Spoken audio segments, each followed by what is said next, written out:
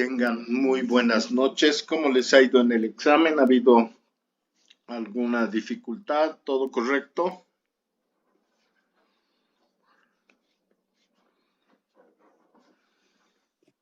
No, ningún problema, licenciado. Excelente. Muy bien, entonces hoy nos toca ver el tema de la obligación moral, pero dadas las características de nuestra carrera y cómo queremos implementarlas.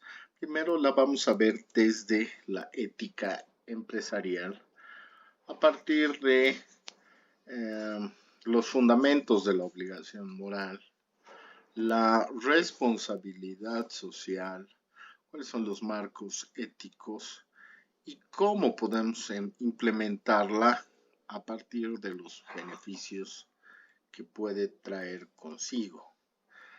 En ese contexto, entonces, primero veamos cuáles son los fundamentos de la obligación moral dentro de la administración. Primero, ¿quién tiene una idea sobre qué es la obligación moral?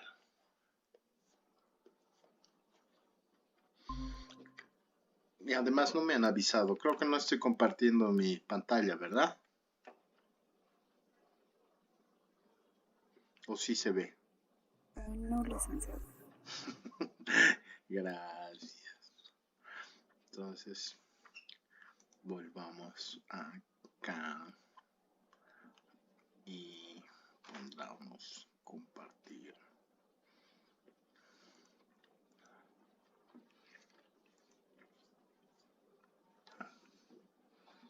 Ahora sí logran ver mi pantalla, ¿verdad?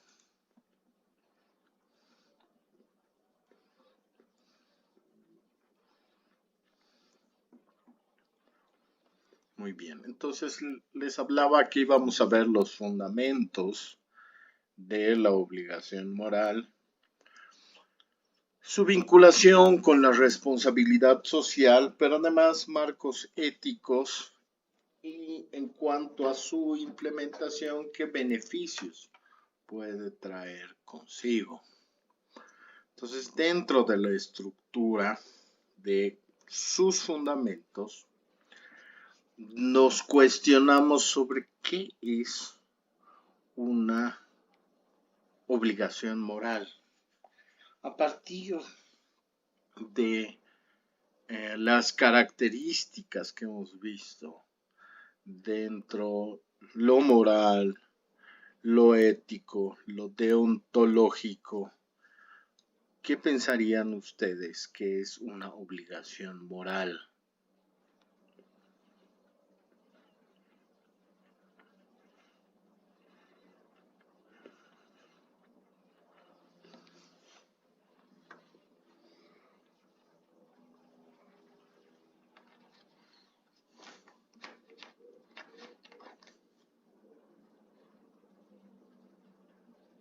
Tienen el chanchullo de todas maneras en la pantalla.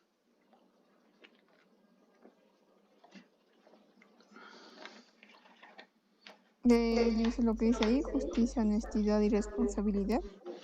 Perfecto. ¿Cuál nos falta?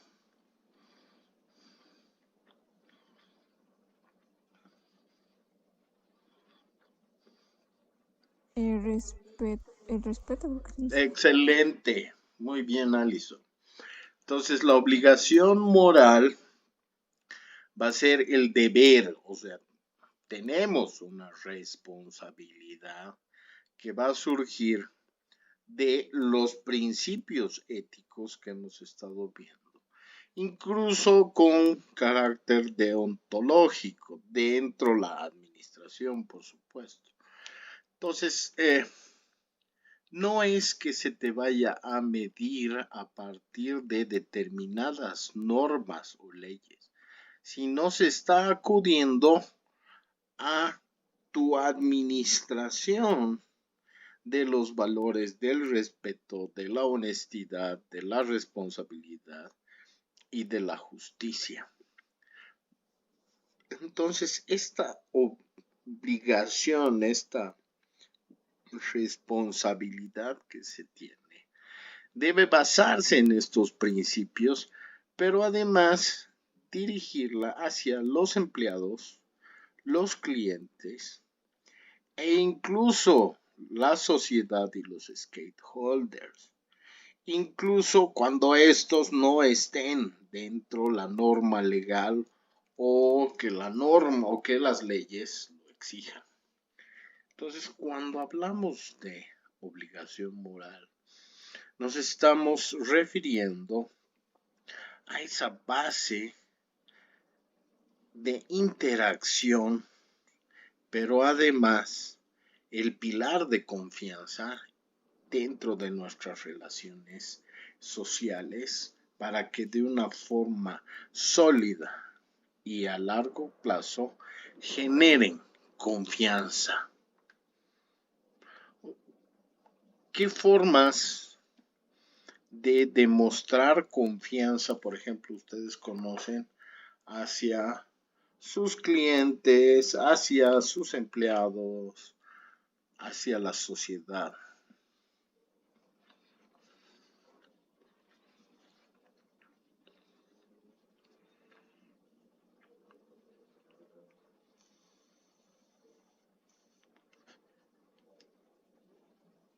¿Cómo puedo generar confianza en mis diferentes ámbitos sociales?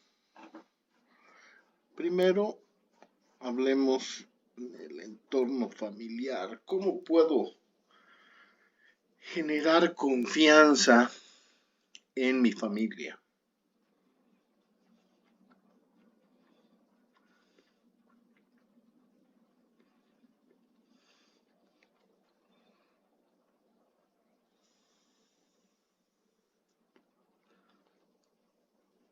Tal vez le hice por el respeto que se da, digamos, a cada uno de los integrantes. Excelente. Entonces, estamos administrando un valor que es el respeto, que en un entorno familiar va a demostrar que soy una persona confiable. ¿Qué otros valores intervienen en la consecución de la confianza? ¿Cómo puedo demostrar respeto? Porque lo has dicho muy bien, el respeto es uno de los principios que es imprescindible para la generación de confianza. Pero en cualquier ámbito, ya sea el laboral, el familiar, el de la comunidad, a través de qué acciones demuestro ser respetuoso o que uno de mis valores es el respeto. Licia, buenas noches. Cumpliendo, digamos, los compromisos asumidos con la Perfecto. transparencia, también, digamos, de la manera que uno promete y, digamos, cumple. Muy bien, muy bien. Entonces, de alguna forma me estás diciendo que hay otros valores también que están dentro de la posibilidad de generar esta confianza. Pero vámonos al principio. Recién ustedes están conociendo a una persona y en la mañana se los presentan. ¿Cómo le demostrarían respeto? O mejor, confianza. ¿Cómo generarían confianza? Licia, ¿cómo generaríamos confianza? ¿Cuándo dijo? Cuando te presentan a alguien por primera vez. Mediante los gestos, mediante su presencia incluso, ¿no? Mediante la vista, el habla. ¿Cuál es la primera acción cuando te presentan a alguien? Yo creo la presencia, el saludo. El saludo. ¿Cómo das el saludo? La puntualidad. ¿Cómo Incluso el saludas? saludo, ¿no? ¿Cómo es el saludo? que te da, ¿no? ¿Tú cómo realizas el saludo, Rosalía? Con respeto, ¿no? Si es buen día, si es buenas tardes, si hay mucha gente a todos. Y siempre, digamos, dando la mano, un Muy beso. Bueno, bien. en cada lugar hay, ¿no? Un beso en la mejilla, en otros lugares hay dos besos en la mejilla. Con respeto. Excelente, excelente. Entonces, primero has dado eh, en los puntos claves. El saludo es una demostración de respeto hacia la otra persona.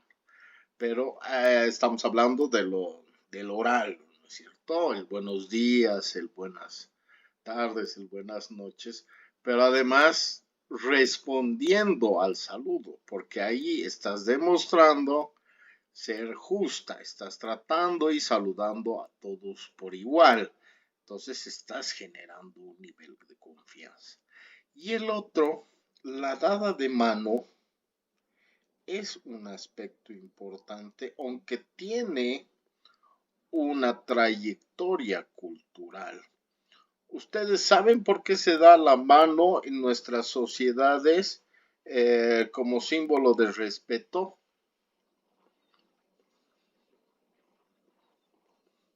Porque los asiáticos, por ejemplo, no dan la mano, más bien hacen como una venia.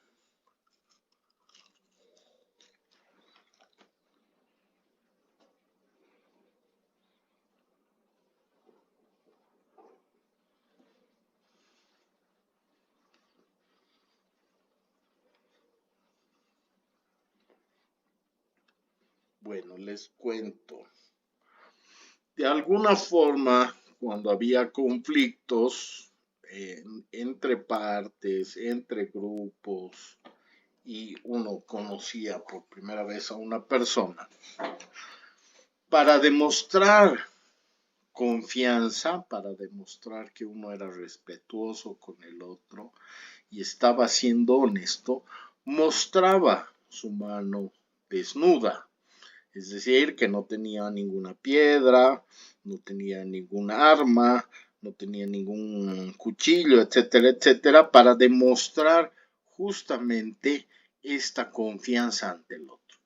Entonces, el saludo y estas manifestaciones que son parte de nuestra cultura tienen un sentido, pero sobre todo enfocándonos en la administración tienen una trayectoria en la búsqueda de esta confianza para tener relaciones sólidas, sostenibles a largo plazo. Incluso muchas veces cuando cerramos un trato o un negocio también se da la mano en esa búsqueda de confianza y de dar a entender que hemos cerrado el trato. Entonces, para poder justificar por qué tenemos una obligatoriedad moral, debemos ver dos dimensiones del deber en función o en relación a la norma. Primero, vamos a asumir como una variable independiente a la norma legal. La norma legal, es decir, las leyes, los decretos, los comunicados, los memorandos, son informaciones que van a imponer sanciones de tipo oficial, es decir, respaldadas por agentes de mayor categoría o nivel jerárquico, para definir qué es lo que está permitido y qué es lo que no está permitido. Entonces, en función a este marco de conducta, esa va a ser la base para que nosotros nos rijamos a cómo queremos que sea nuestra conducta en espacios determinados, sea nuestro territorio, sea nuestra comunidad, pero sobre todo nos estamos refiriendo a espacios públicos, donde ahí es que rige la norma legal. Pero además, como seres humanos, tenemos una norma moral. Y habíamos dicho que la moral tiene características, sobre todo en función a los principios que se nos ha dado desde pequeños. ¿Cuál es una de las diferencias entre moral y ética? ¿Se pueden acordar? ¿Quién me da un ejemplo de la diferencia entre la moral y la ética?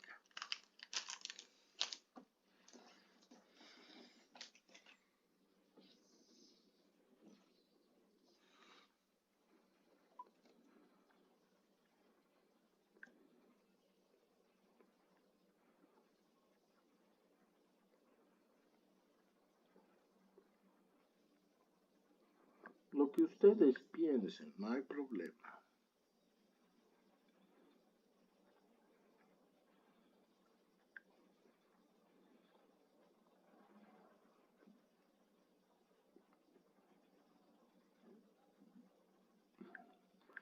Bueno, entonces los voy a referir un poco.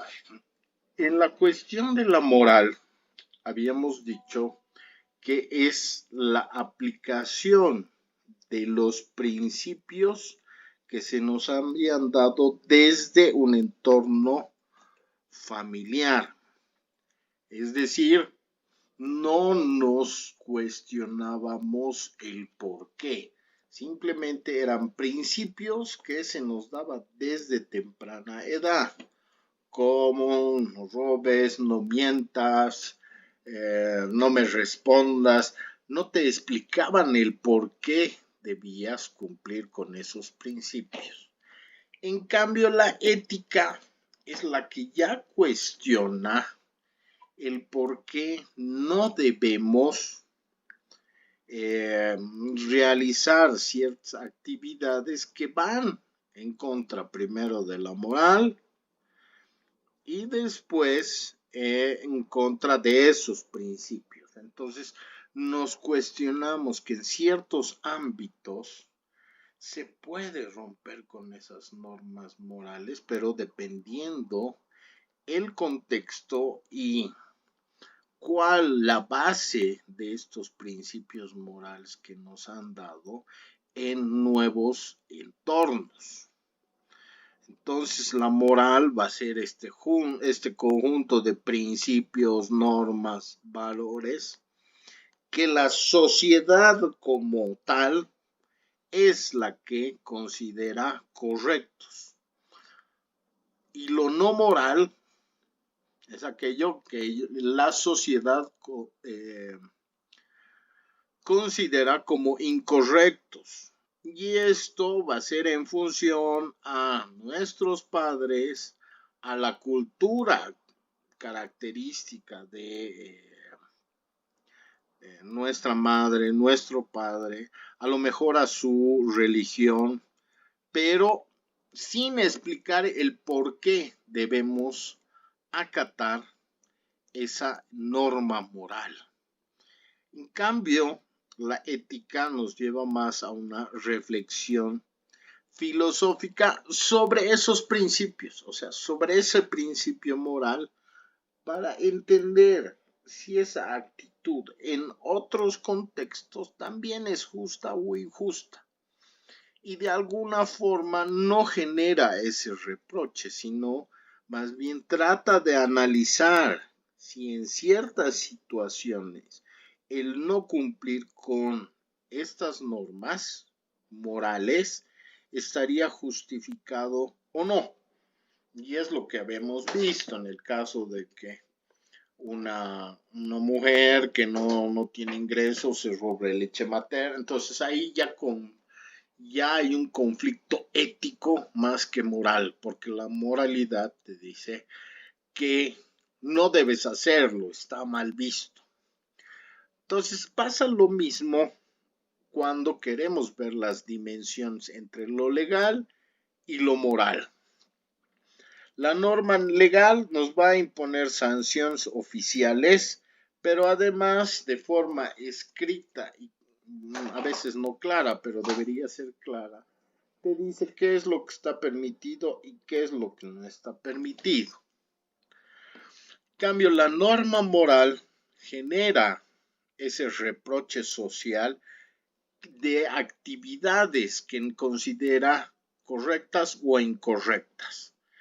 Es la representación anterior a la ética. ¿Qué conducta me pueden decir que desde la sociedad no es moral?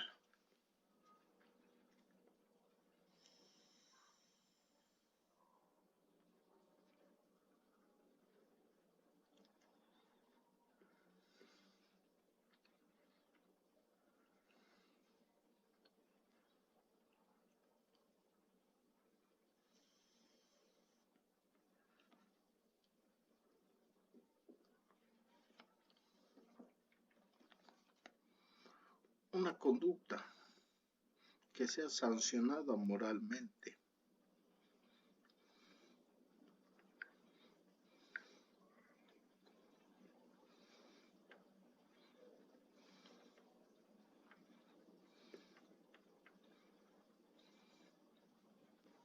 El robar, licenciado. Perfecto. El robar entonces va a generar un reproche social y se va a convertir en una norma moral, en la de no robar. Y si nos vamos a la norma legal, ¿el robar también estará mal visto?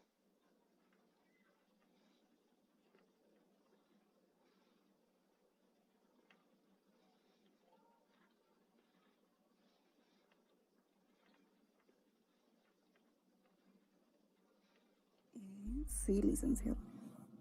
Perfecto. Es más, hasta tiene una sanción oficial. ¿Cuál será? En forma general, no quiero que me diga de forma específica, pero ¿cuál será la sanción de las leyes, de las normas legales para la persona que roba?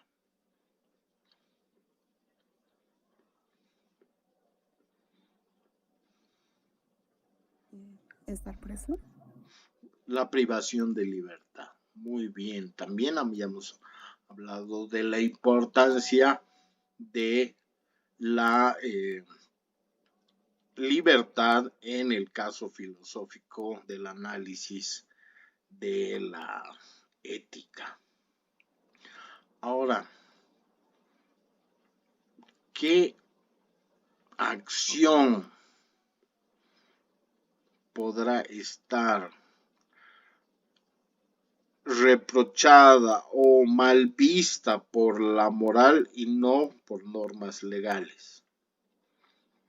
Eso parece un poco más complicado, pero si lo pensamos podemos identificar algo.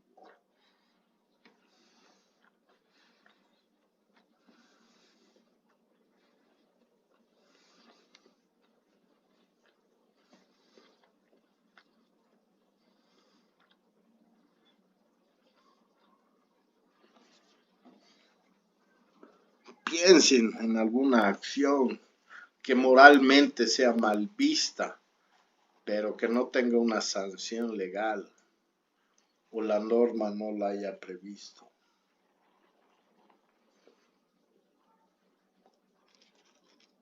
Licenciado, puede ser la falta de lealtad. Muy bien, excelente.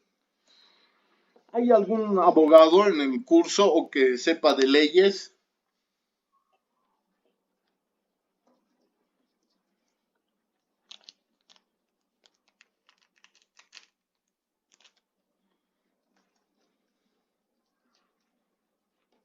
¿No? Bueno, me parece un ejemplo excelente.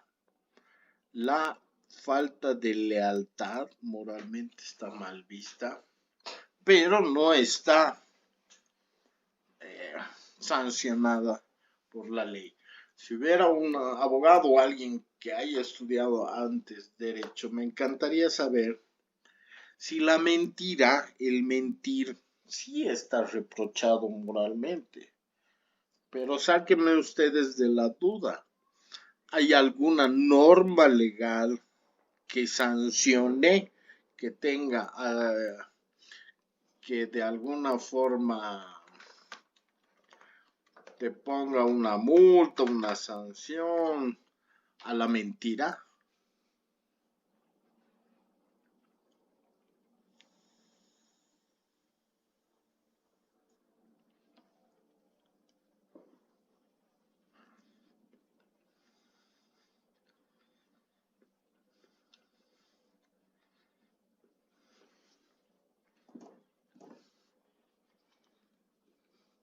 ¿Es el silencio de sí o es no?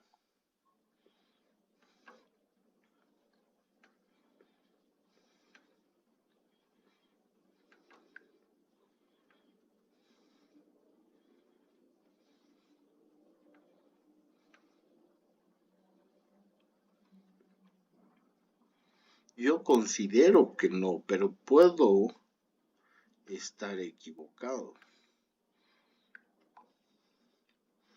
Otra de las acciones que también está, si quieren, mal vista o criticada eh, para la moral es justamente, voy a tratar, Adriana, de ir más hacia el punto, más que la lealtad, la traición, digamos, hasta en una conducta de pareja, es mal visto por la norma moral, pero en cuanto a la norma legal no se meten en una posible traición sentimental o algún engaño familiar. O sáquenme de esa duda.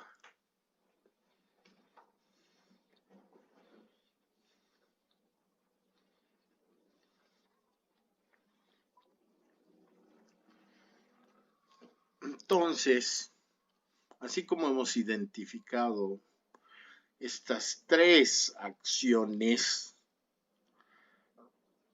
hay otras que pueden ser criticadas por la moral, estos nuestros principios, estos nuestros valores, y que no sean sancionados por la ley.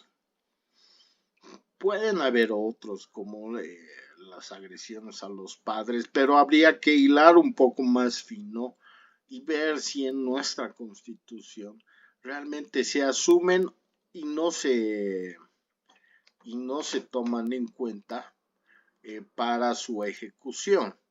Pero entonces estamos ante dos normas en las cuales nuestros actos pueden ser legales pero inmorales, o al contrario, pueden ser morales pero no legales. Entonces, por eso es que dentro de la profesión también, dependiendo nuestra jerarquía o posición dentro de una empresa o dentro de un puesto de trabajo, debemos evaluar ambas dimensiones para poder tomar una buena decisión que además sea íntegra. ¿Por qué? Porque también de alguna forma puedes ampararte en esa visión de la sociedad sobre lo que es bueno y lo que es malo. ¿Quién me dice un acto que sea moral pero no legal?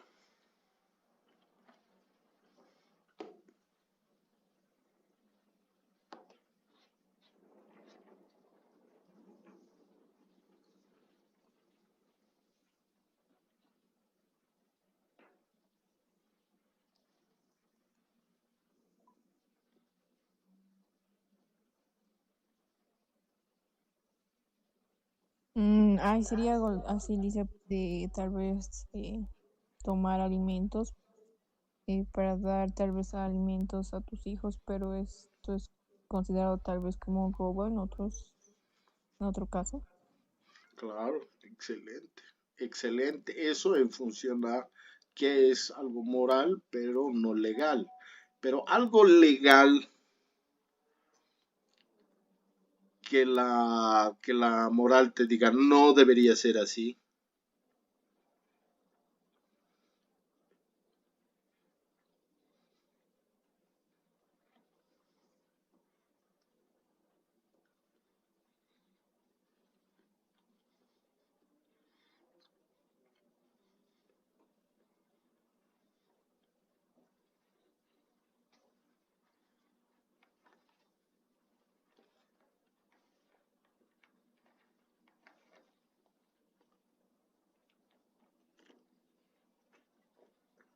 Hay también actos que pueden ser legales y que desde nuestros principios no sean morales.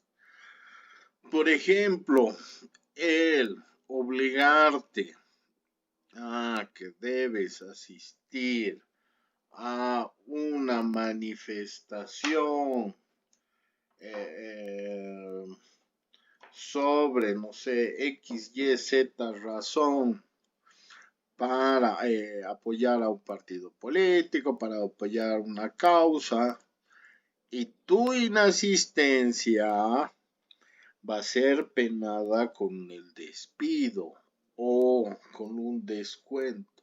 Eso puede ser legal porque ellos están en función de implementar la norma y poner las sanciones. Pero no es moral, es además un acto inmoral, podríamos decir, porque esa persona tiene una dependencia económica, es una razón injusta por la que lo están despidiendo, ha tenido algún problema y no se trataba de su responsabilidad o de las acciones que le habían eh, derivado o dado en su momento. Entonces, también se puede usar la norma legal para eh, hacer conductas que para nosotros no nos parecen morales. Entonces hay que tomar ese tipo de consideraciones a la hora de la toma de decisiones.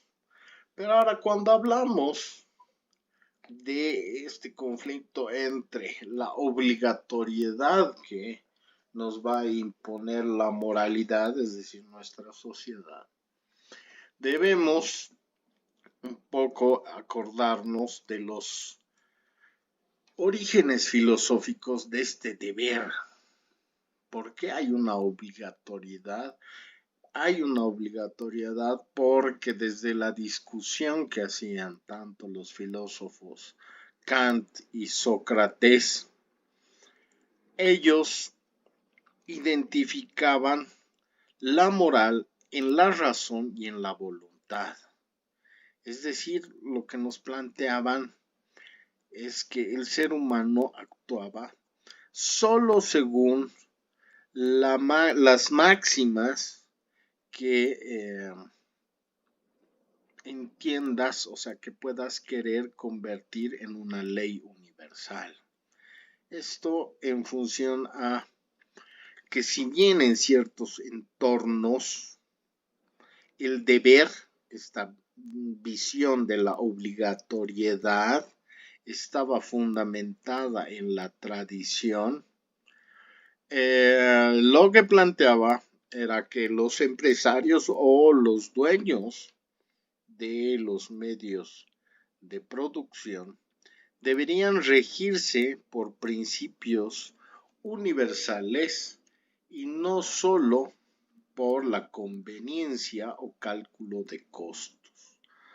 Es decir, si bien la ley te ampara en función al despido de algunos empleados porque económicamente ya no eres capaz de solventar la redistribución que les estás haciendo a su trabajo, ¿cuál es el proceso para la elección de ciertas personas para despedirlas y a otras no? Está bien, estás amparado en normas legales, en procedimientos legales, pero no estás actuando desde tus principios, en los que a lo mejor deberías negociar, informar, para tener un consentimiento y que te entiendas por qué estás tomando esta decisión. Entonces, también dentro de este juego de análisis va a entrar el tema de la responsabilidad social, que es uno de los valores que hemos asumido dentro la conducta y la forma de proceder de la administración. Entonces, ¿qué pasa cuando analizamos la responsabilidad social desde los stakeholders y los deberes morales? Aquí háganme recuerdo de quiénes son los stakeholders, por favor.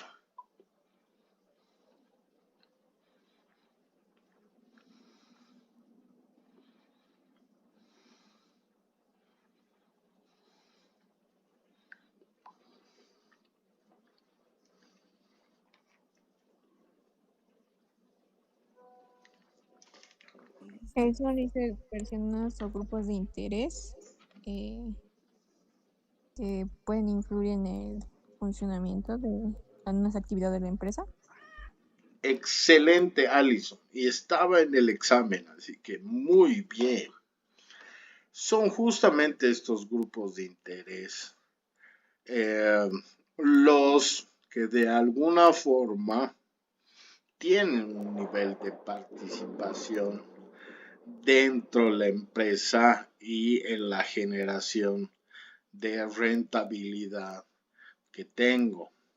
Entonces, como empresa debo asumir que no solo los accionistas son mi único grupo de interés, sino que también debo tomar en cuenta a los empleados con una visión de justicia y dignidad en cuanto a su trato, mis clientes con los que debo ser honestos y darles sobre todo la calidad que estoy ofreciendo, o sea, sin mentirles en el precio, en el costo o la calidad que les estoy brindando, pero además los stakeholders y parte de la comunidad que participa en la mejora, pero además justifica la presencia o la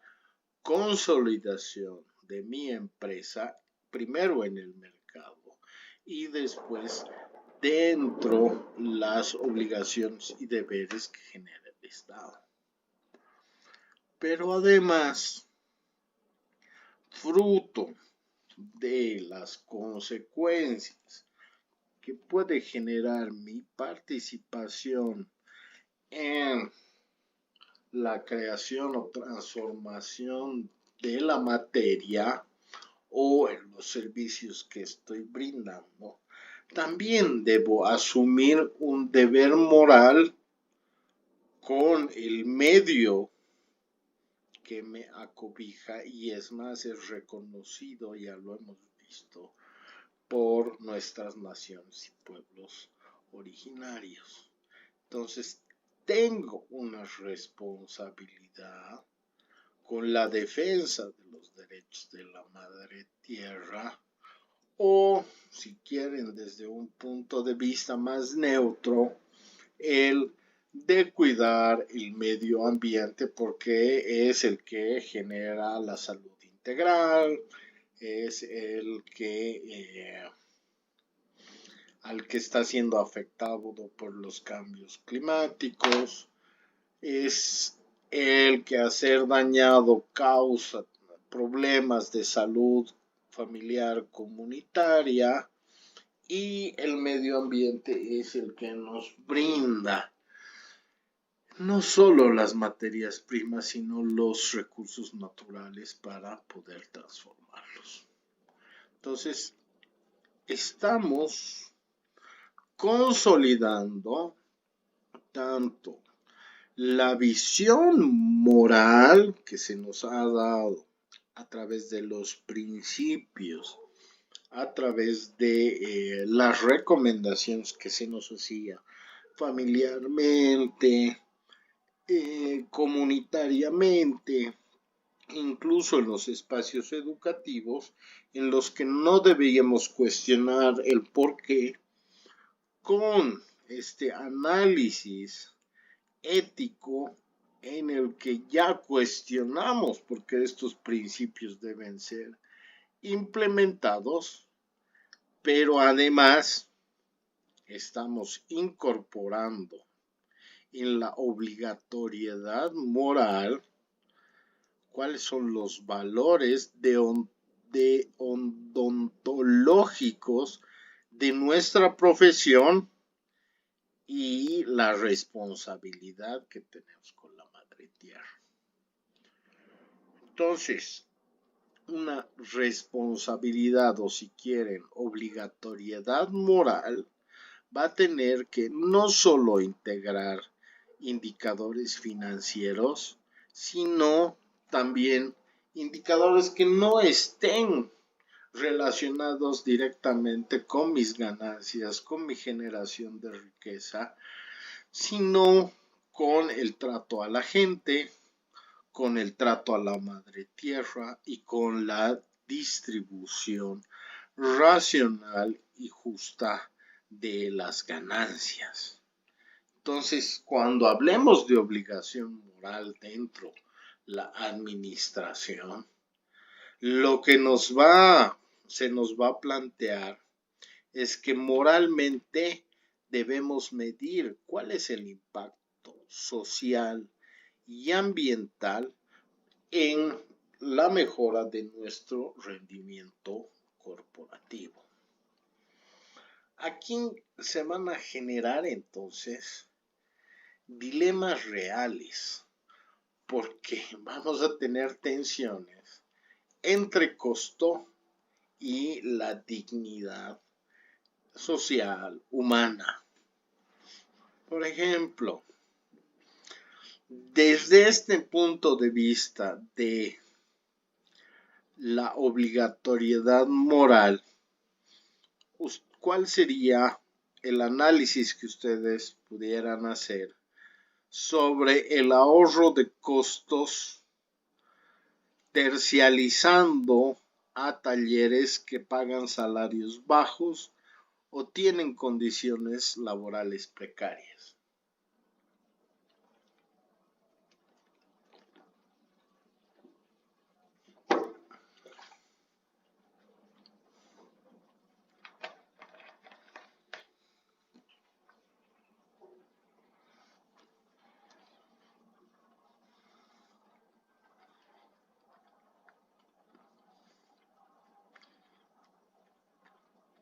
Para ustedes, ¿legalmente es correcto?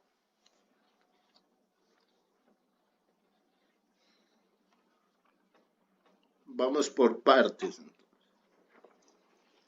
Desde la norma legal, el que yo tercialice un producto y utilice mano de obra menos calificada, pero con la que no tengo una responsabilidad social ni laboral para que me cree el producto en un costo más bajo y yo pueda volverlo más caro, desde la norma, desde la ley, ¿lo puedo hacer?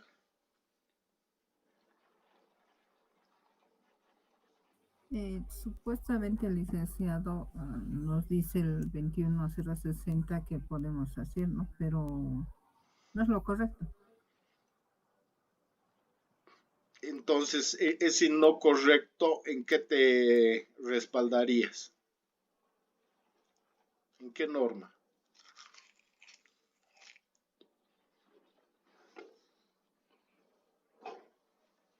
Simplemente desde el punto de vista ético.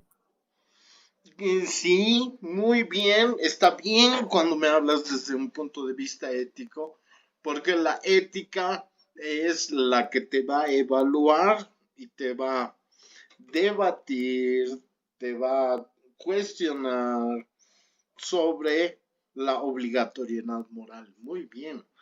O sea, podemos hacer subcontrataciones, podemos tratar de evitar esa responsabilidad social con los trabajadores haciendo la tercialización. Pero moralmente se nos dice que no está siendo respetuoso, no está siendo responsable, no está siendo honesto y no está siendo justo. Entonces hay una tensión entre esto. Sí, se nos toca priorizar la conveniencia y el costo de un embalaje que es contaminante, que es muy difícil de degradar y por eso va a impactar en el medio ambiente, va a dañar la madre tierra y el cliente no pone objeciones. ¿Cuál sería el análisis ético y moral que ustedes harían sobre esta toma de decisión?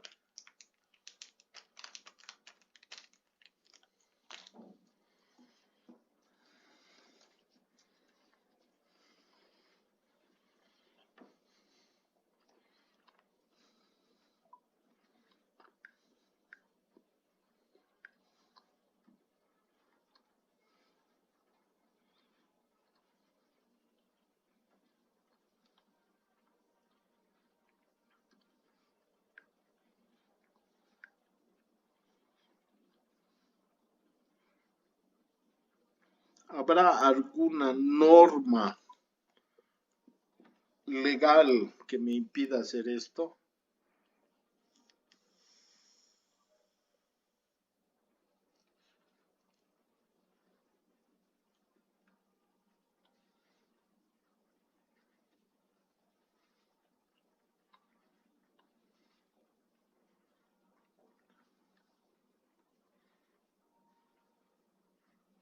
Es posible, siempre y cuando sobrepase los niveles de contaminación que a lo mejor ya están categorizados y sancionados. Pero si yo tengo la posibilidad de elegir entre un costo a lo mejor mayor de mi embalaje, pero que sea amigable con el medio ambiente, ¿estaría moralmente justificado?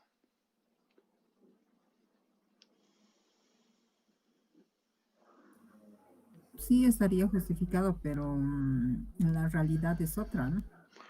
Porque el Exactamente. tema de embalajes y todo lo demás, efectivamente existe normativa internacional sobre el tipo de embalaje, características, colores, etcétera, etcétera, pero no se aplica en Bolivia. Mm, No hay. Solamente los ecologistas hacen eso. Pero ahora la toma de decisiones de ustedes como nuevos administradores va a ser importante. Si bien aquí estamos un poco barnizando o superficialmente poniendo estos problemas, hay otros como esta tensión entre el costo y la dignidad. ¿Por qué? Y aquí quiero que ustedes me digan su impresión, porque a lo mejor, sí, tienes la mano levantada, Sandra.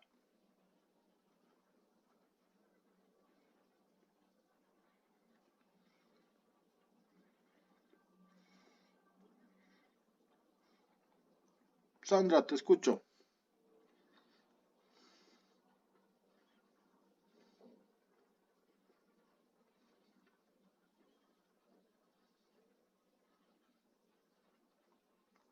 O me has escrito un mensaje.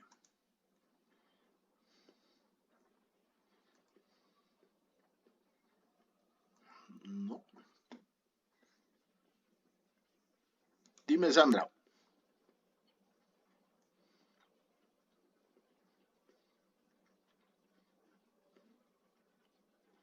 Estás con el micrófono silenciado, Sandra.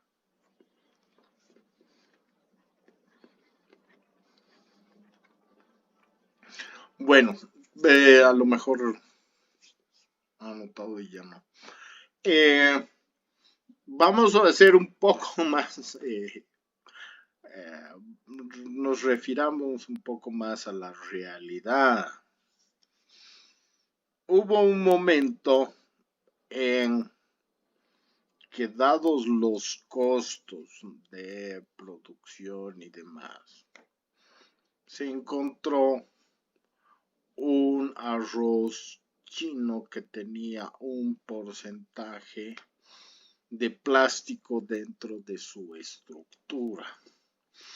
Eso evidentemente que no sé si llega a hacer daño a la salud, porque ahí sí podría ser sancionado desde la normativa o la ley de salubridad, pero creo que no llegaba a hacer daño a la salud porque estaba perfectamente calculado el contenido de arroz nutriente y de arroz plástico. Y entonces, a partir de la oferta y la demanda, no hay sanción legal para ese tipo de ventas. Pero moralmente estaba bien ese tipo de decisión de vendernos arroz.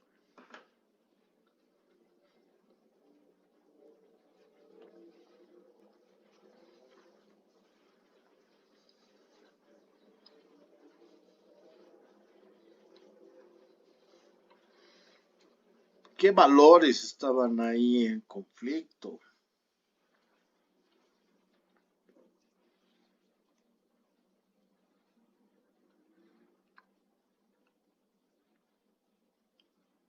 Yo, al vender este arroz con incrustaciones plásticas o con ciertas características plásticas, estaba haciendo un favor a la sociedad porque les estaba dando en función a su necesidad alimentaria un alimento a menor costo.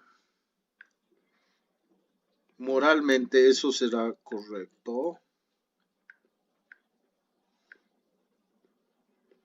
Indudablemente no, licenciado, porque han hecho un daño a la salud de la población, ¿no?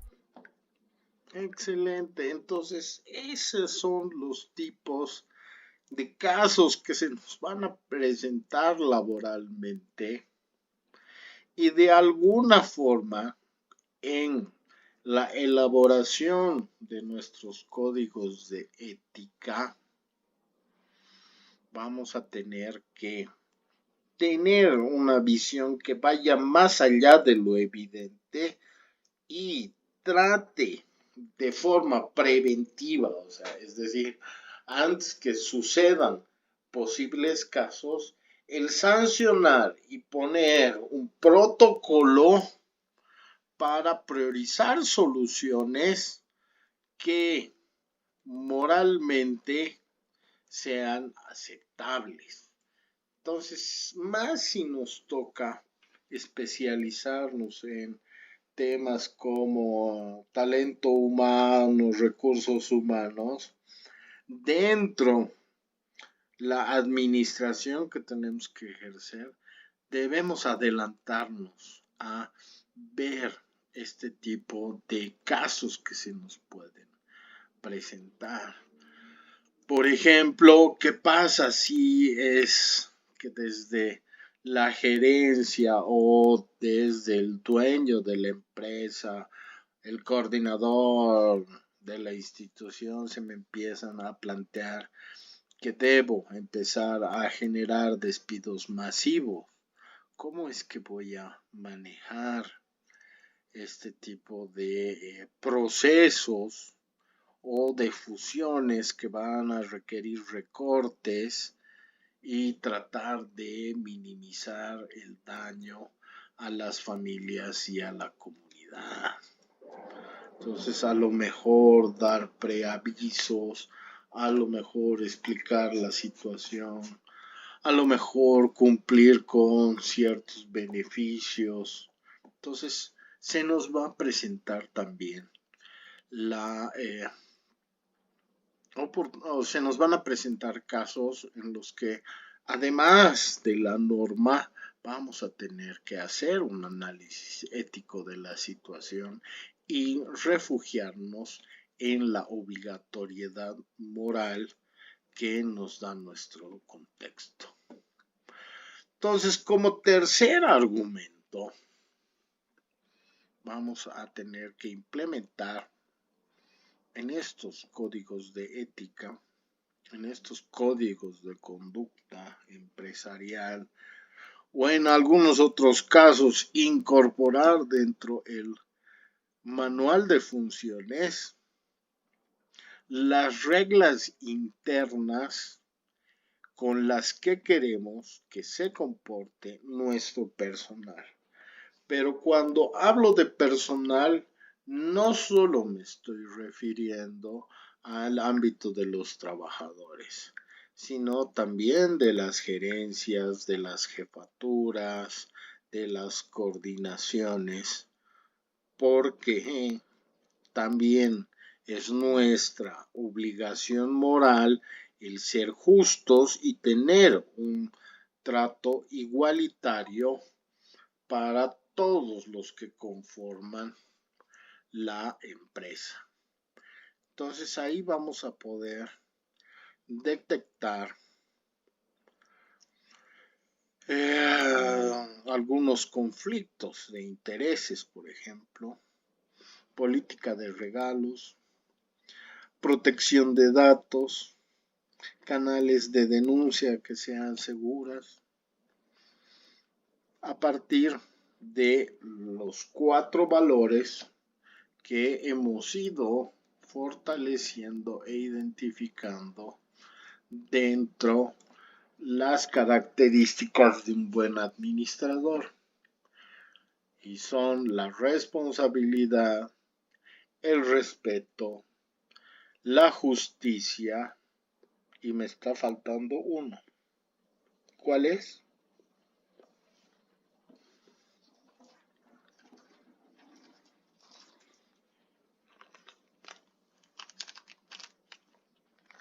La honestidad.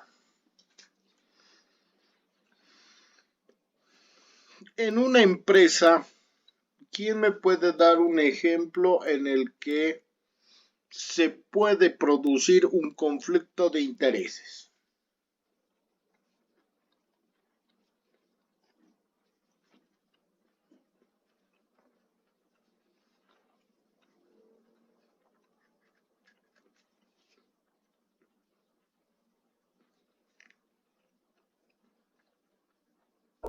Cuando se contrata a familiares, tal vez dice. Muy bien.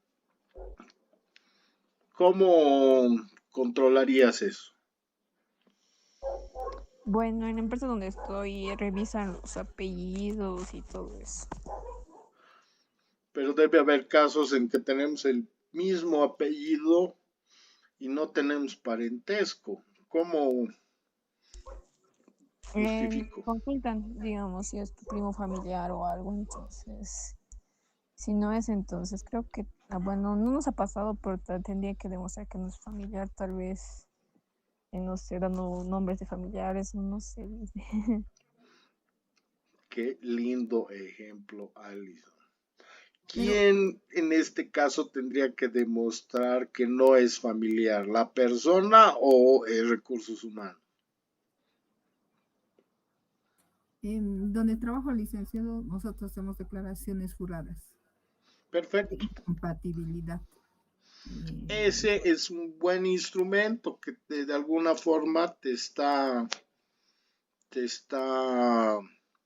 justificando y protocolizando que además, si hubiera parentesco o familiaridad, tú estás incurriendo moralmente, al haber mentido de que no tenías familiar, al no haber dicho la verdad en tu declaración jurada. Entonces es un buen incentivo. Pero en tu caso, Alison, ¿tú quién crees que debería demostrar que no hay parentesco en tu caso específico? ¿Recursos humanos o el personal que está siendo contratado? El personal, yo creo, para que recursos humanos lo pueda aceptar.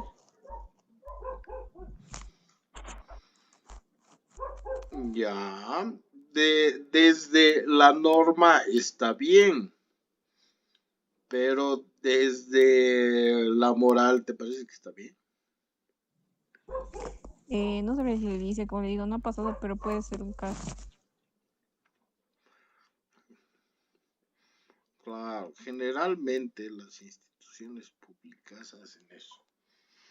Te ponen el control de la norma o de su protocolo y no son ellos los que se encargan. Tú tienes que demostrar que eres inocente, cuando ellos más bien deberían ser los que se encarguen de demostrar que hay una incompatibilidad. Ahí también tienen que ustedes basarse en esos valores y qué bueno que no haya pasado, Alice. Tienes que prepararte para ese momento, qué decisiones, qué consejo vas a dar a la empresa. Ahora, aquí también hay una variable muy importante que es parte, si quieren, de la vida misma. ¿En qué contexto estoy asumiendo ese conflicto de intereses en este caso sería parentesco? ¿Qué pasa si se trata de una pyme? Ahí más bien tengo que funcionar a partir de mis parientes, ¿no?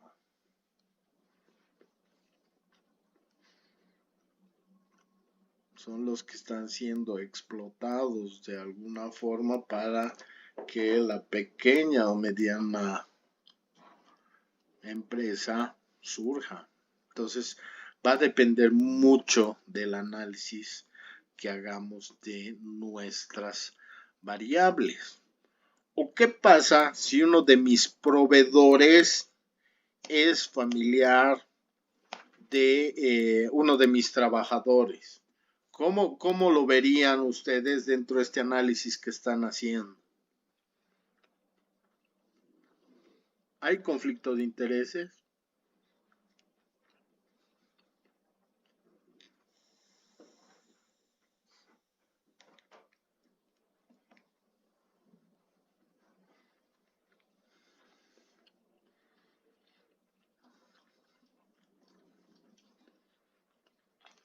¿Cómo se está dando el conflicto de intereses y cómo trato de solucionar?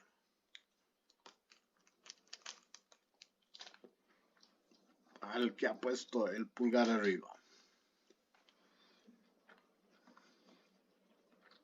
Usualmente cuando hay conflicto de intereses, tienen que apartarse uno de ellos, ¿no? ¿Y si es tu único proveedor, qué hacemos, Rosemary? Tiene que declarar que tiene el conflicto de intereses. Perfecto, muy bien. Justamente entonces estamos siendo transparentes y por lo tanto honestos y estamos declarando en función a esta característica peculiar que hay un conflicto de intereses y que lo estamos analizando y por ende estamos zafando y cumpliendo con nuestros principios y valores. Algo parecido será, por ejemplo, en la entrevista al nuevo personal y resulta que parte del comité de evaluación para elegir al nuevo representante o al que va a cumplir funciones dentro de la institución es amigo o es familiar o es conocido. Entonces, ser honesto, ser transparente y decir, yo no puedo ser parte de este comité de evaluación porque hay un conflicto de intereses. Es mi vecino y es el que me trae en las mañanas al trabajo y llego a tiempo, no sé, pero ahí tienes que evitar, como bien decía Rosemary, el conflicto de intereses y si no se puede ser transparente, ¿para qué? Para establecer que está dentro de tu código de ética o tu manual de funciones y demostrar que lo que no quieres es obstaculizar o beneficiar de mala forma determinada toma de decisiones. Muy bien. ¿En qué casos o ustedes conocen que se pueda dar una política de regalos o reconocimientos?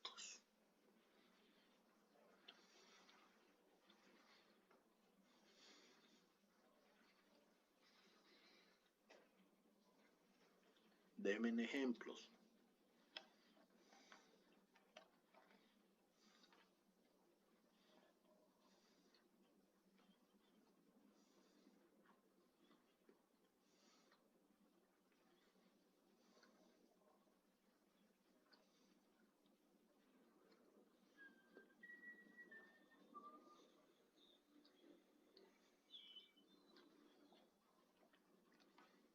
En algunas instituciones, sean públicas o privadas, habrá la posibilidad de dar regalos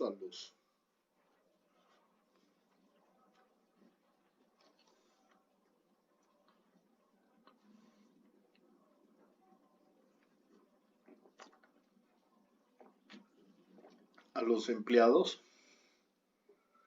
a los jefes.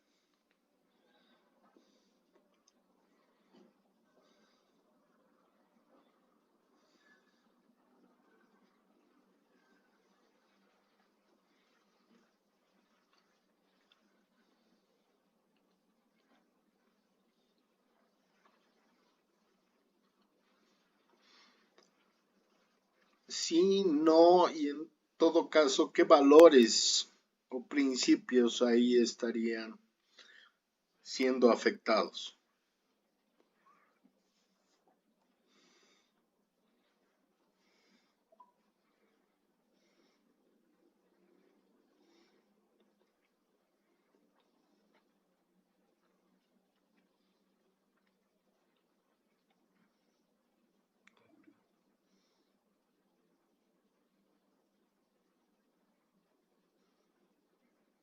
¿Qué dicen? Entonces cambiemos la pregunta. ¿Es correcto el dar regalos para, bueno, vamos a dividir, en una gestión o administración pública? ¿Estará bien visto dar regalos o presentes a los trabajadores para que pueda salir más rápido mi trámite?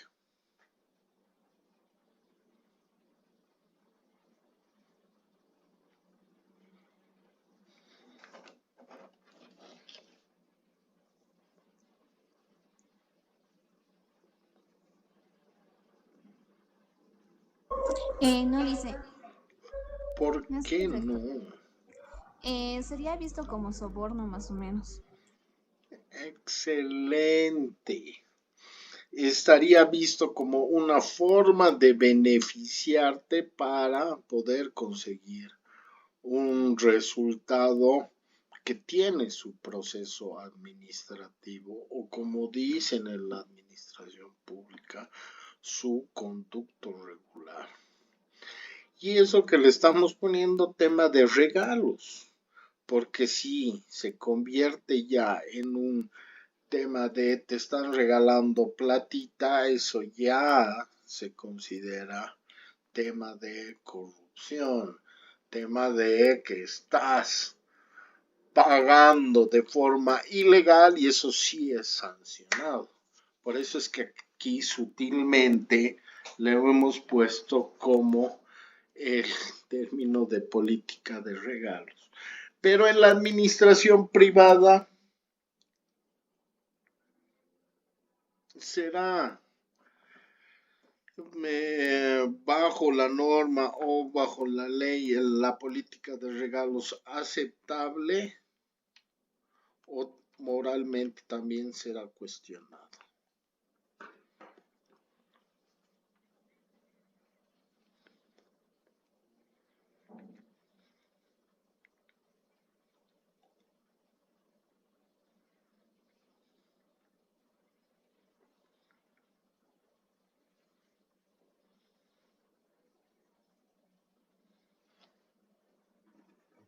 Dice,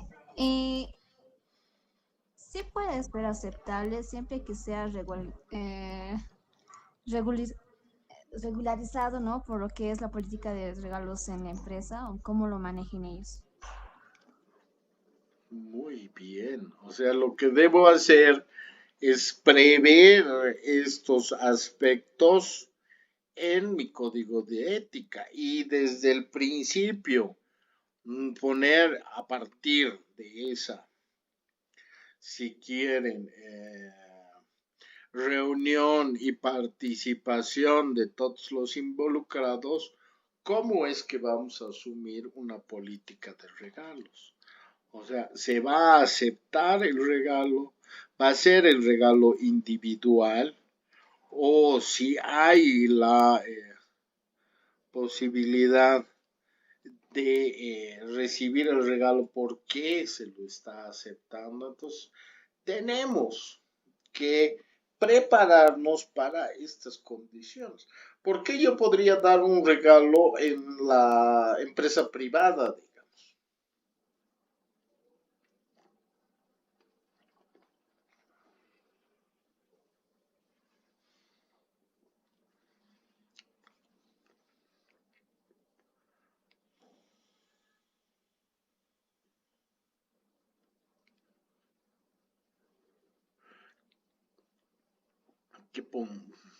¿Cómo me podría beneficiar al, siendo tú un privado, darte un regalo?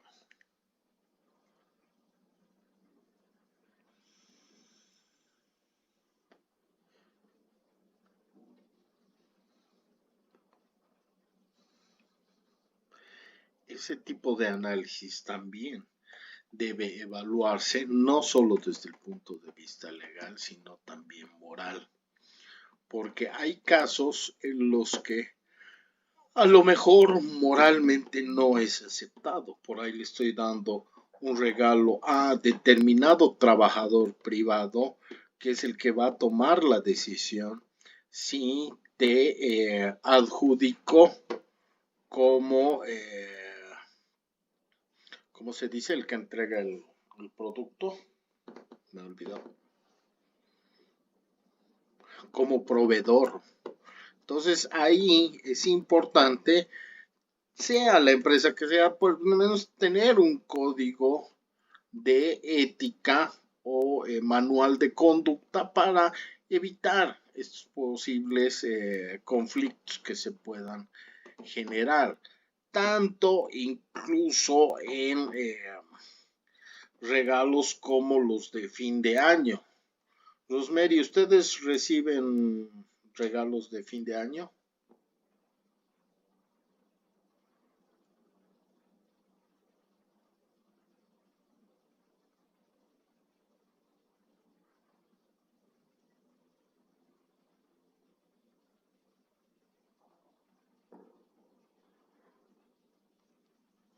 ¿Alguien recibe canastones a fin de año?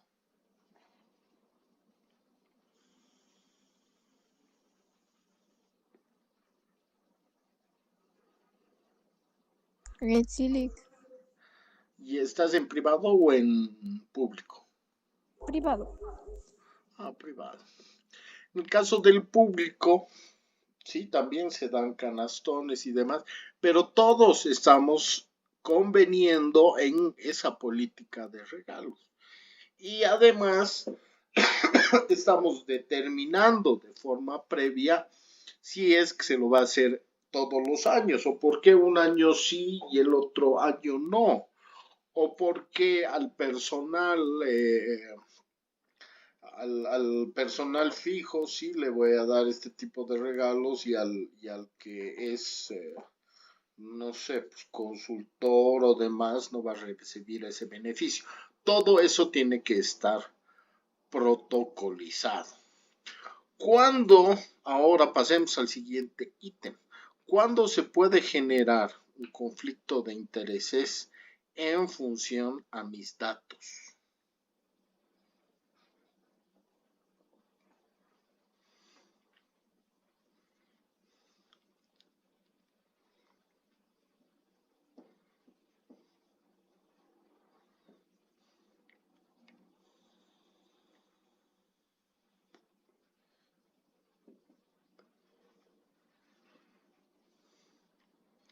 ¿Por qué pedimos que se protejan nuestros datos? Si bien yo al acceder a la empresa, sea pública, sea privada, se me piden mis datos para darme mis responsabilidades, mis obligaciones, mis beneficios, ¿por qué hay la necesidad de que la institución proteja mis datos?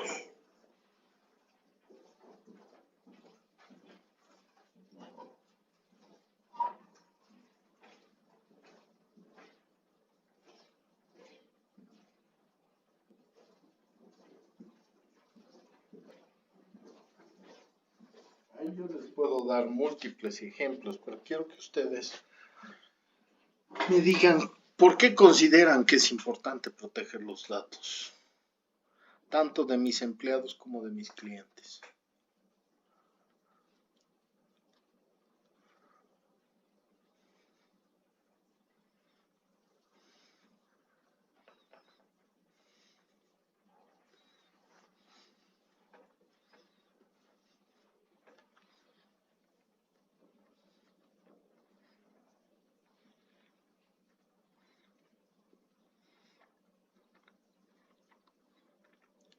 Y eso también tiene un aspecto legal, de norma, y un aspecto moral. Pero ¿por qué consideran que la protección de datos es importante dentro de la administración?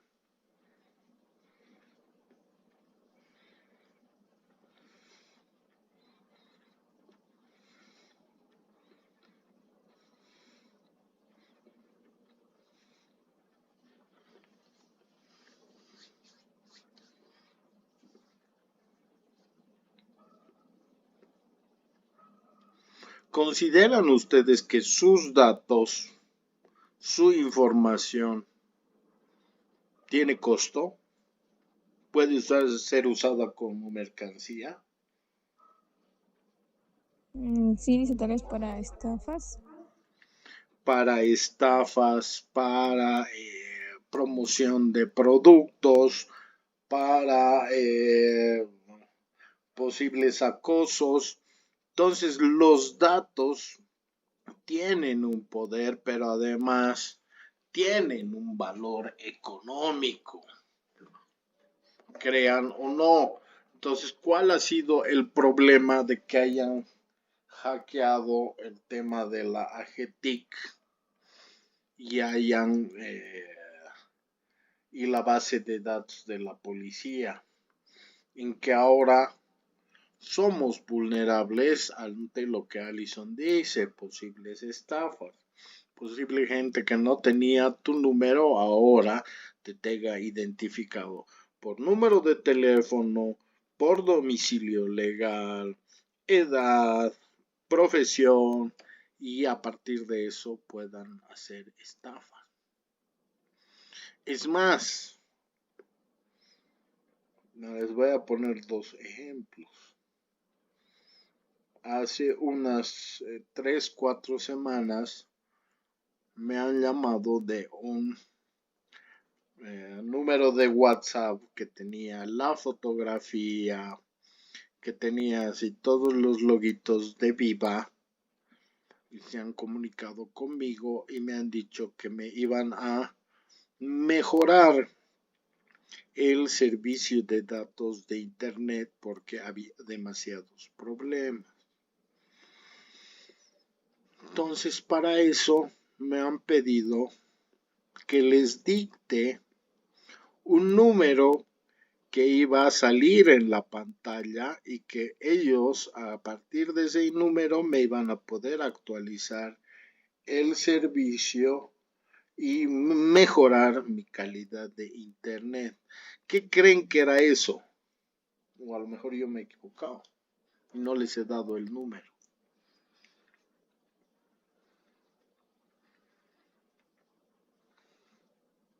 Era para quitarle crédito, ¿no dice? No, era para cambiarse ellos a mi número de WhatsApp, o sea, para que yo pierda mi WhatsApp, porque el código que me pedían era para cambio de celular del número de WhatsApp. Entonces iban a tener mis datos, mis conversaciones, mis cuentas bancarias y demás. Pero ¿quién les ha dado ese número? Ha tenido que ser a partir de una base de datos que yo supongo ha sido la de la AGETIC o de otro lugar y les sirve a ellos ante la posibilidad de poder estafarte. Pero ustedes me podrán replicar y decir que el WhatsApp hace lo mismo. Utiliza tus conversaciones y tus preferencias para mandarte información sobre tus productos, al igual que hace el Facebook.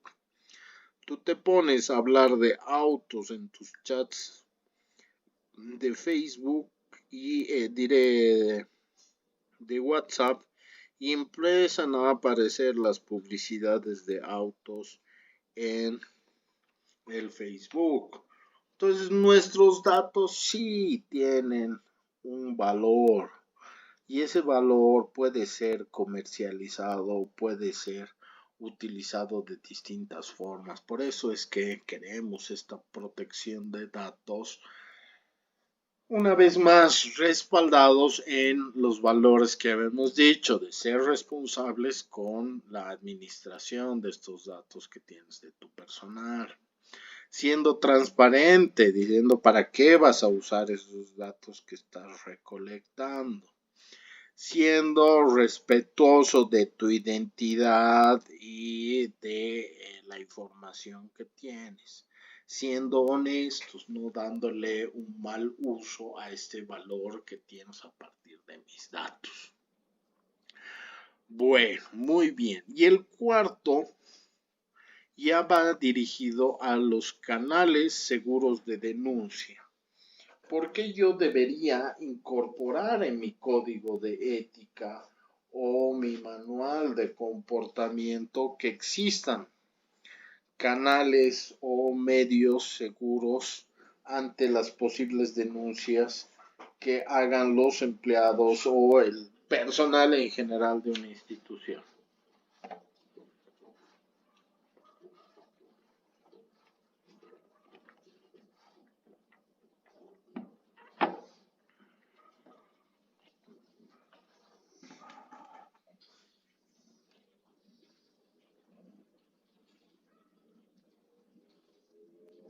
¿Por qué consideran que dentro de nuestro código de ética o manual de conducta debería incorporarse estos canales seguros?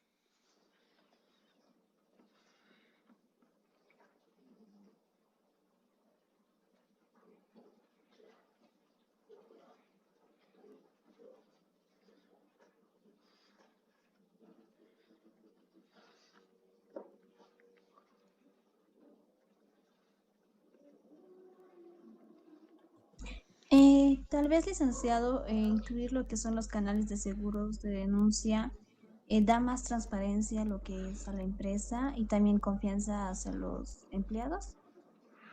No sé si más transparencia, pero la confianza, me encanta que hayas utilizado ese término, porque es justamente la protección que debes dar ante los que hacen la denuncia, tanto sean internos como externos, porque lo que generalmente se hace ante una denuncia es, en caso de que tú seas una víctima, ya sea de acoso, ya sea de extorsión o demás, revictimizarse.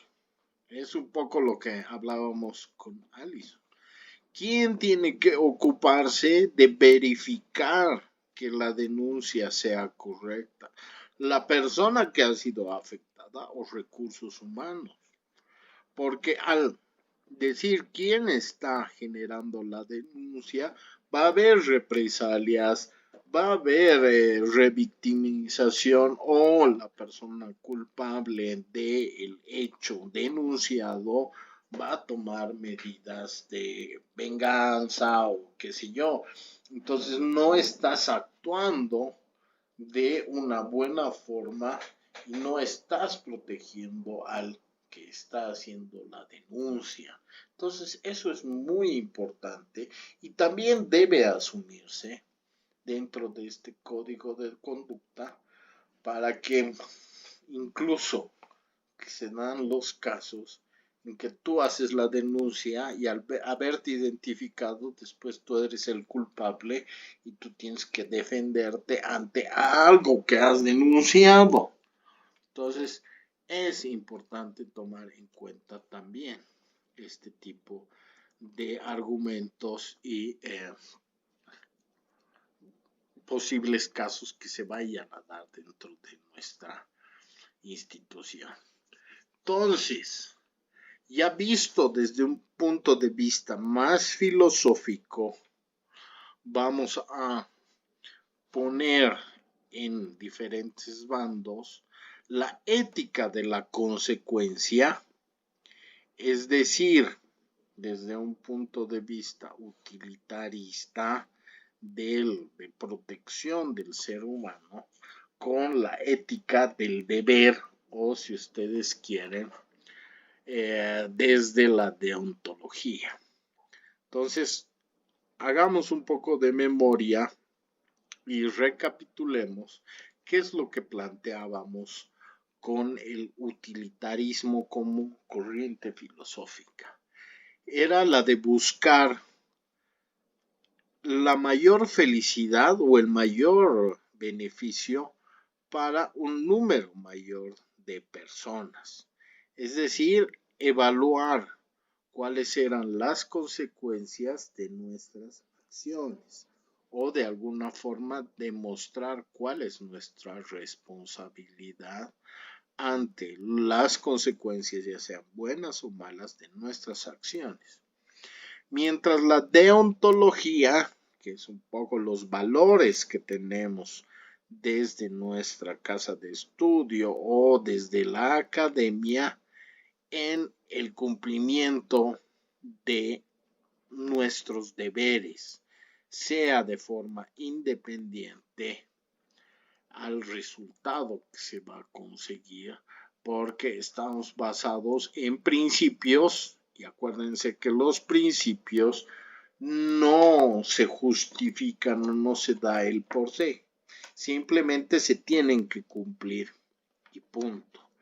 Entonces, desde la empresa también debemos combinar ambas visiones para poder evaluar cuáles son las consecuencias y los límites morales a los que nos estamos enfrentando para evitar que simplemente nos basemos en un mayor beneficio económico y no en la protección al ser humano.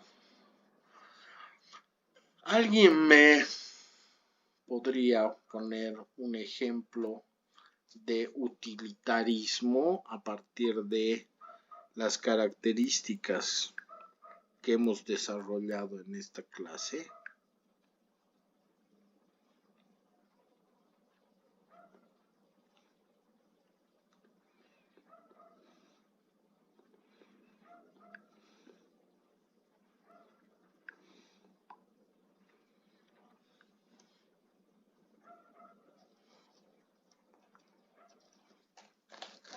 No solo se basen en el tema de la felicidad,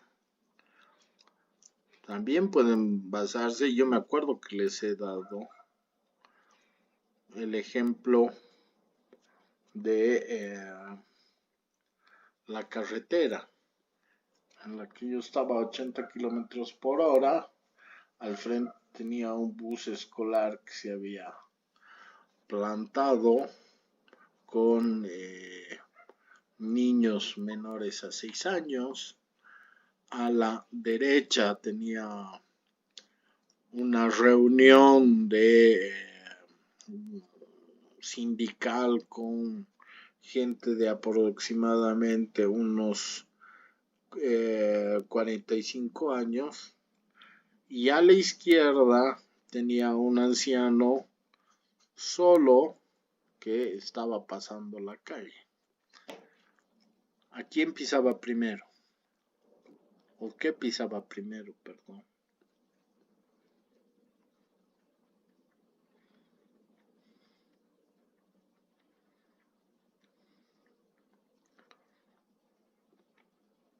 Ya, ¿ustedes a quién pisarían en este ejemplo?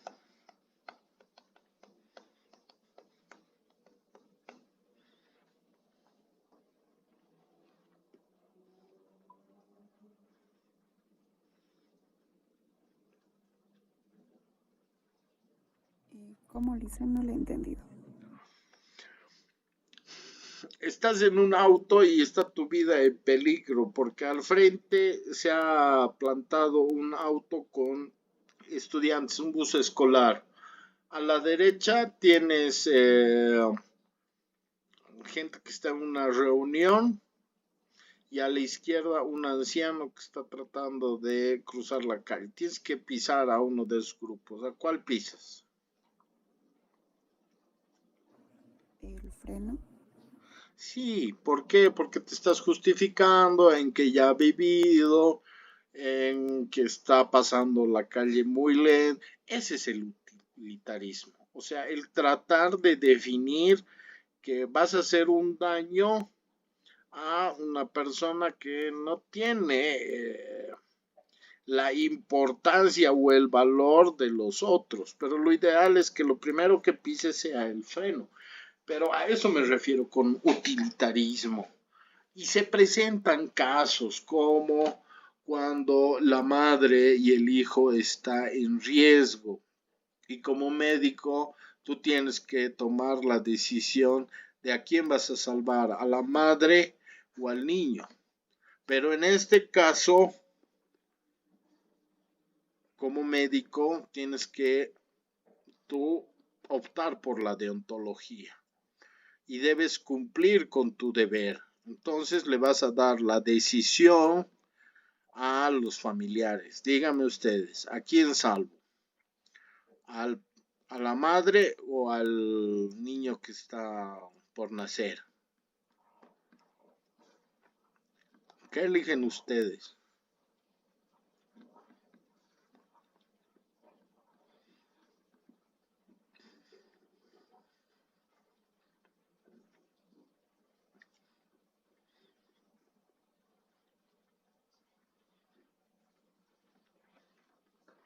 ¿A la madre o al niño? ¿Qué elegirían?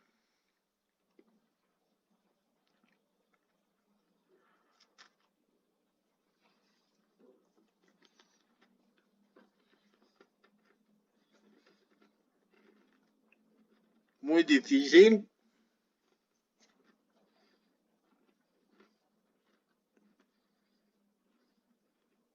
¿Podría volver a repetir la... Está en riesgo una madre que está dando a luz y al médico se le ha presentado un problema. en el que solo puedes salvar a uno de ellos, a la madre o al hijo o hija. Entonces lo que hace es preguntarle a los familiares, en este caso al padre que estaba ahí en el parto. Ustedes son el padre, ¿a quién eligen salvar? ¿A la madre o a la hija, vamos a poner? ¿O a la bebé? Súper complicado.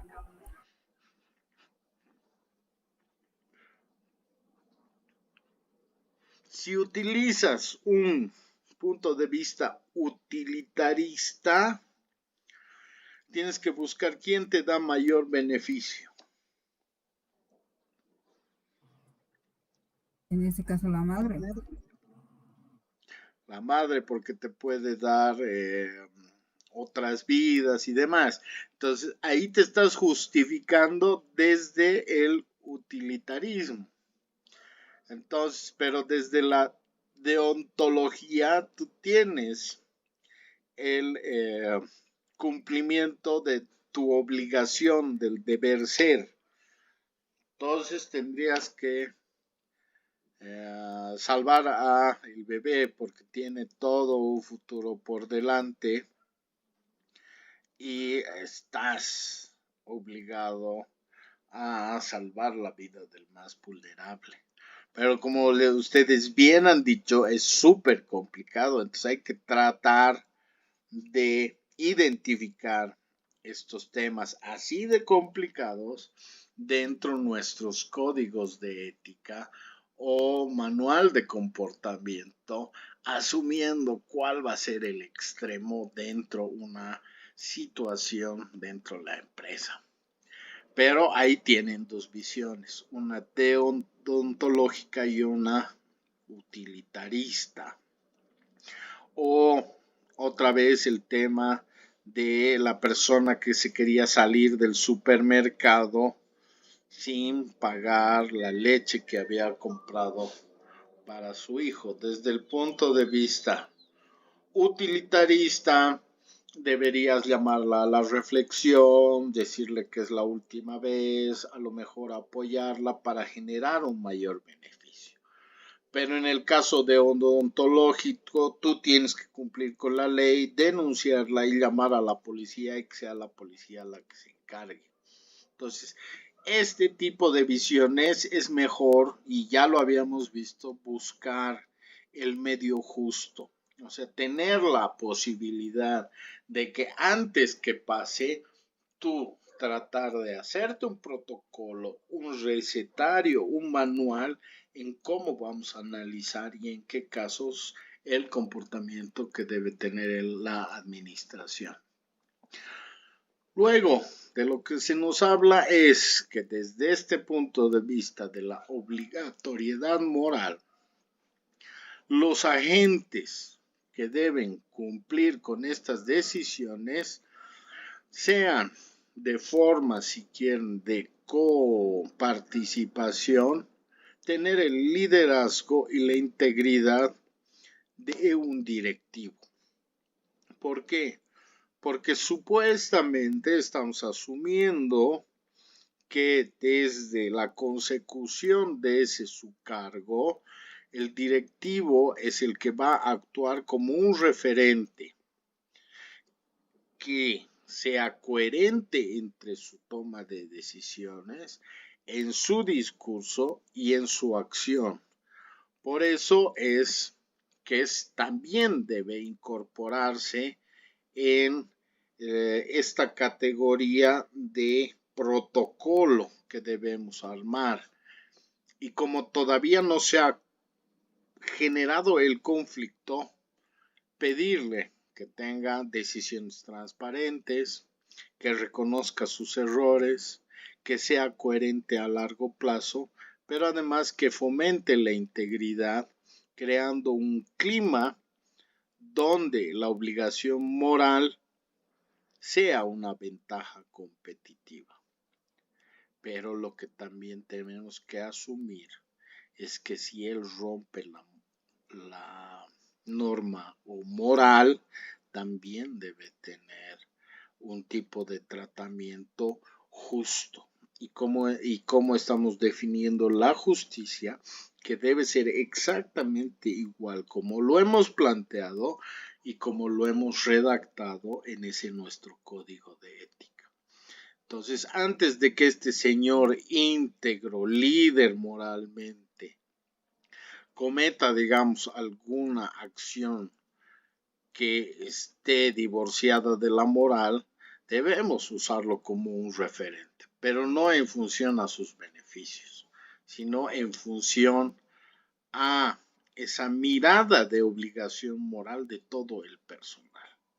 Y una vez hechas las reglas del juego, aplicarla a todos los integrantes de la misma manera, sin importar que sea el director, que sea el jefe de unidad, que sea el asesor, sino ser parte todos de las mismas reglas del juego. Ahora vámonos a cómo podemos implementarlo y sacar ventaja de este código de ética.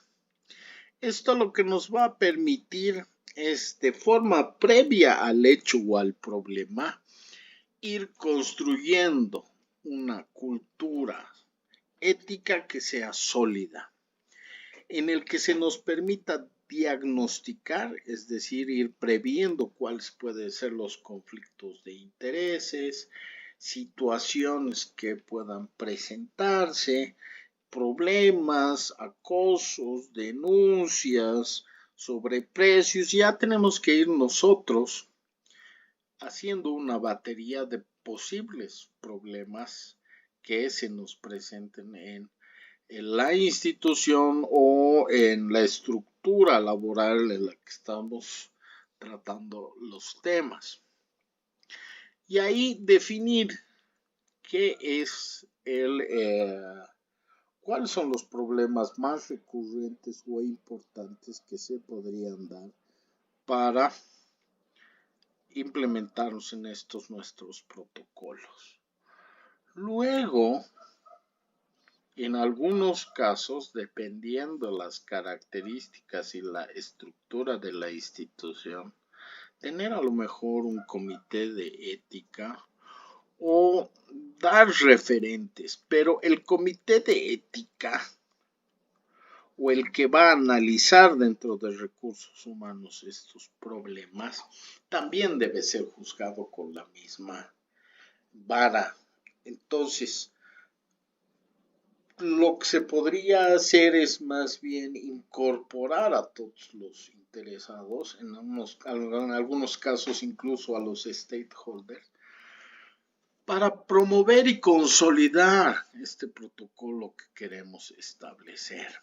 Pero como les digo, sin importar que seas parte del comité de ética, entender que vas a ser juzgado de la misma manera y en función a ese protocolo que se está implementando. Por eso es que luego, una vez definido y consensuado con todos los integrantes, establecer cuáles son las acciones que se van a llevar a cabo, los procedimientos o si quieren las investigaciones y acciones para dar una solución en función no a este comité, sino a este documento de código de ética o manual de comportamiento. Y luego, dado determinado tiempo, empezar a evaluar y medir si es que está funcionando o no. Entonces, va a ser en ese contexto que necesitamos una comunicación constante y además una difusión de cuáles son las acciones que son sancionadas o vistas como no morales para que trascienda el papel, pero además formen parte de nuestra visión, nuestra misión y podamos irla consolidando y haciendo parte de nuestro trabajo. Esto no solo nos va a permitir la confianza tanto de los actores que intervienen dentro de nuestra institución, empresa, organización, sino también con el público, con nuestros proveedores, con nuestros stakeholders.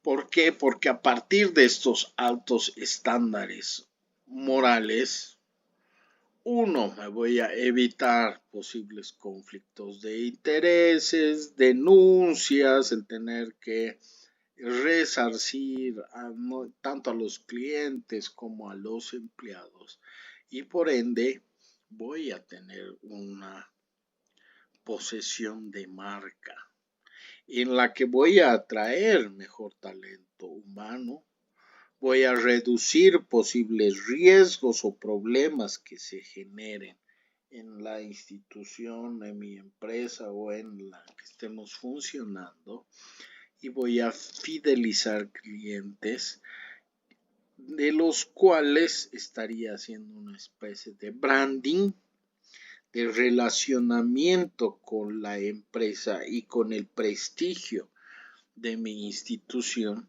lo que va a convertir mi imagen en una ventaja competitiva, donde no solo se vea la eficacia y la eficiencia en la venta o distribución de mi servicio, sino en la calidad moral que tiene mi organización y sus integrantes, que va a marcar la diferencia con otras marcas o con otros productos o servicios globalizados. Entonces, el tener un código de ética o un manual de conducta también va a ser carne de los propios integrantes, porque al conocerlo y difundirlo va a demostrar una especie de autocompromiso, no solo del administrador, sino de todos los que están interactuando dentro de la institución, donde reconozcan que han sido parte de la decisión y la construcción de esas conductas esperadas que están dentro del papel, y no solo va a poner la responsabilidad entre una posible víctima o el victimador, sino que va a hacer carne a toda esa, si quieren, comunidad dentro de la administración en la que todos hemos participado en las reglas del juego. Entonces, de esa forma es que la obligación moral no va a ser un elemento más o un trámite burocrático. Es decir, no va a ser opcional, sino va a ser parte de la condición para legitimar y sostener qué es lo que estamos haciendo y cómo estamos actuando dentro de la sociedad actual.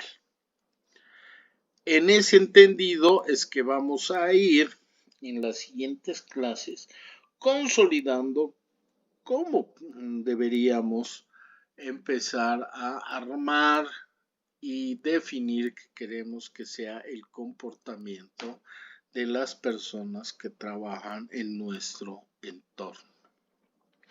¿Tienen alguna pregunta? No, Licen. Son las 9 y según nuestro código de ética y manual de cómo queremos que sea el comportamiento, hemos quedado que sea hasta las 9 porque tienen clases. ¿Está bien si quedamos hasta aquí? Sí, por favor, Licen. Muy bien. Nos vemos el próximo lunes. Que tengan buen resto de jornada. Gracias, igualmente. Buenas noches, licenciado. Gracias a ustedes. Nos vemos lunes. Chao, chao.